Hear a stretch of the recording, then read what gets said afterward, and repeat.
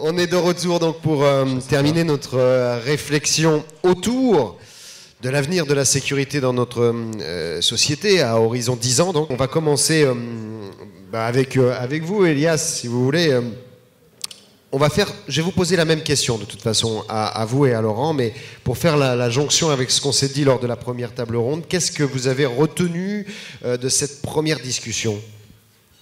Bonsoir à toutes et à tous. Je suis très heureux d'être cette année encore partenaire de cet événement annuel. Je retiens une phrase martiale, que le terrorisme islamiste reste et pour longtemps la menace majeure pour notre sécurité. J'espère que nos dirigeants trouveront la solution pour éradiquer ce phénomène.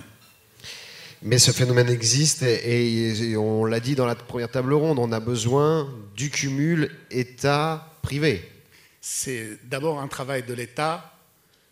On ne peut pas éradiquer ce phénomène en éteignant le tour Eiffel, et en allumant les bougies et en allant prier. Donc je crois que c'est à eux de trouver la solution. Nous venons en complément, mais nous n'aurons jamais le rôle essentiel. Elias, justement, ce vivre ensemble, on peut s'appuyer sur l'homme et la machine, l'interaction et son lien avec la société. C'est un peu ça l'idée, c'est comment on rend les contraintes de sécurité acceptables pour ne pas maltraiter le vivre ensemble. Le vivre ensemble, c'est un slogan électoral qui a plus lieu d'être. Aujourd'hui, les Français cherchent à vivre, à reprendre une vie normale qu'ils avaient avant les attentats.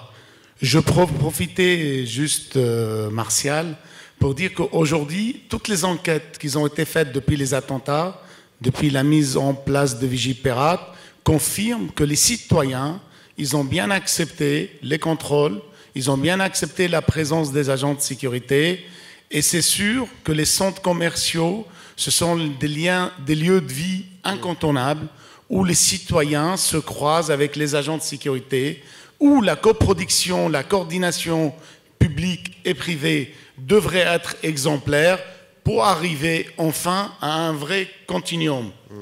Oui, alors le continuum, on l'a beaucoup dit lors de la première table ronde, c'est vrai que c'est un objectif et vous sentez qu'il y a maintenant une acceptation véritablement, et notamment dans les centres commerciaux que vous gérez au quotidien, de cette sécurité, pas de menaces. Oui, toutes les enquêtes, je vais aller même plus loin, on a beaucoup moins de vols, on a beaucoup moins de violences dans les centres commerciaux.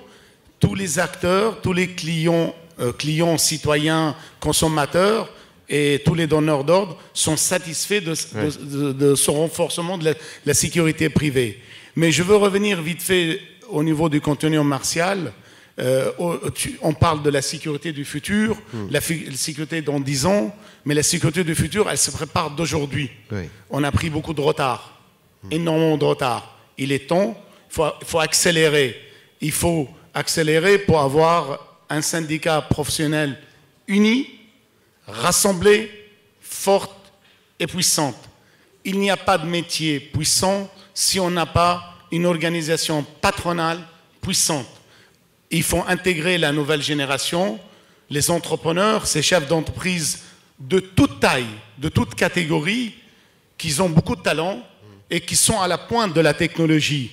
Et avec ces talents-là, nous aurions des agents mieux formés, parce que, disons-le, sans hypocrisie, il y a trop d'acteurs qui ne sont pas professionnels.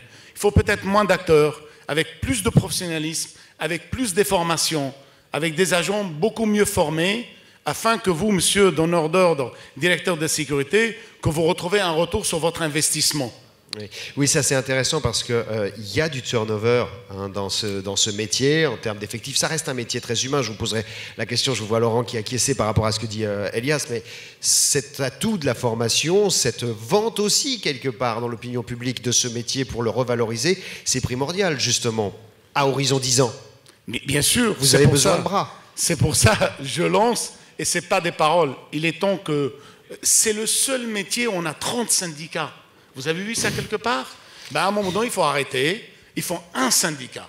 Et avec un syndicat, on change l'image. Et avec cette image, on va pour professionnaliser encore plus le métier, il faut investir. Et là, on peut vendre plus cher. On ne peut pas passer le temps à pleurer, à dire les tarifs sont bas, les tarifs sont bas, on ne gagne pas d'argent. Ben, si on ne gagne pas d'argent, on change de métier. Moi, le jour où je ne gagne plus d'argent, je changerai de métier.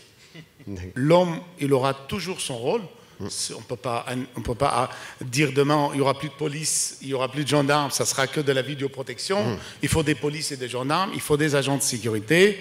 Bien évidemment, on est à la pointe de la technologie. Bien évidemment que la reconnaissance faciale. J'ai discuté il y a quelque temps avec des donneurs d'ordre. Ils sont demandeurs de participer à la formation des agents. Je prends la vidéosurveillance qui est mal exploitée ou qui n'est pas exploitée à sa juste valeur. Et c'est vrai qu'on a un travail complémentaire. Ils sont les fabricants et nous sommes les utilisateurs. Et si on a des équipes mieux formées, eh ben c'est sûr, on sera encore plus efficace et plus performant. Merci à tous les deux. Elias Nara, président fondateur du groupe Triomphe Sécurité, donc leader dans la sécurisation et la surveillance des centres commerciaux et du commercial.